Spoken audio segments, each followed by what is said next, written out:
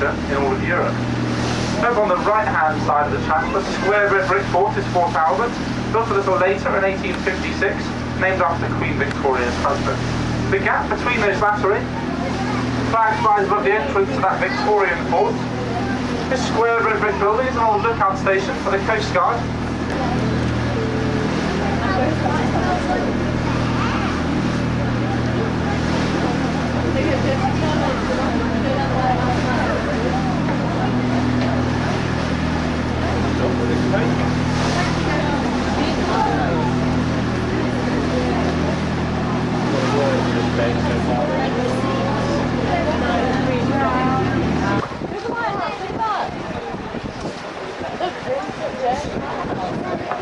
Here we are then, the Needles Lighthouse.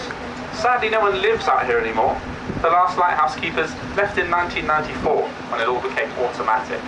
Just a couple of years before that they put the LED pad on the top, just allows the engineers to get on and off in emergencies. These men you can see here today are doing a bit of work to the front of the lighthouse just to build it up, protect it for the future. Because it's getting quite old, it's now 151 years old, the Needles Lighthouse. Looking down to the sea. If you stare very hard at the coast where it meets with the sea, you should be able to catch the white flash of St Catherine's Point Lighthouse, once every 5 seconds. It's just gone. Vessels, but one of the most recent and more famous of the large wrecks is that of a Greek steamship called the Varpassi. What's left of her lies about 100 metres off the end of the lighthouse.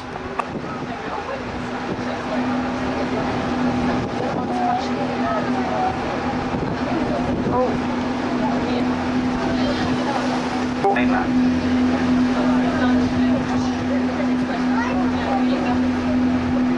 As I said, also very large birds, they can get 3 feet tall on occasion. Tall, slender column of chalk stood around 120 feet high, just a little bit taller than the lighthouse. It was known as the Needle Rock. You may just be able to see the base of it there, awash in the tide. Sadly though, this Needle Rock fell over in a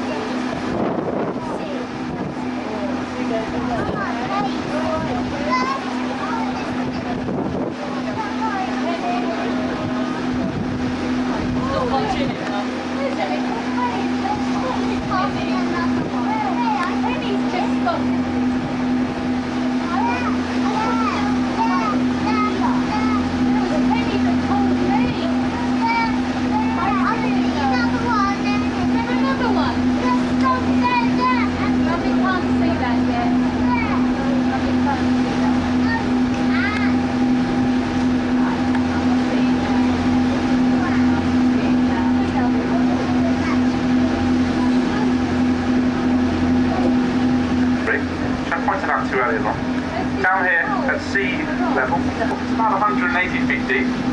In behind those slopes are several large rooms and tunnels. There's even a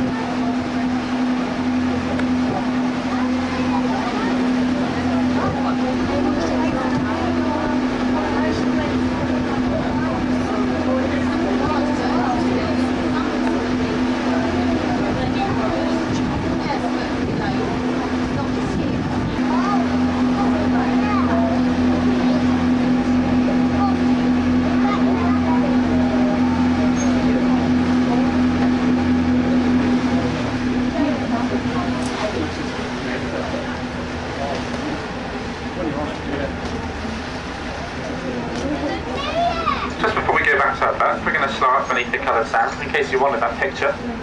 I'll take this chance to explain to you a little more about them. Coloured sands of Alum Bay are formed from the layers of sediment or silt of an ancient river. Being layers of silt in a river bed, you'd think it odd to find them appearing up and down the cliff face. You'd rather more expect them to be in horizontal layers. But that's because this entire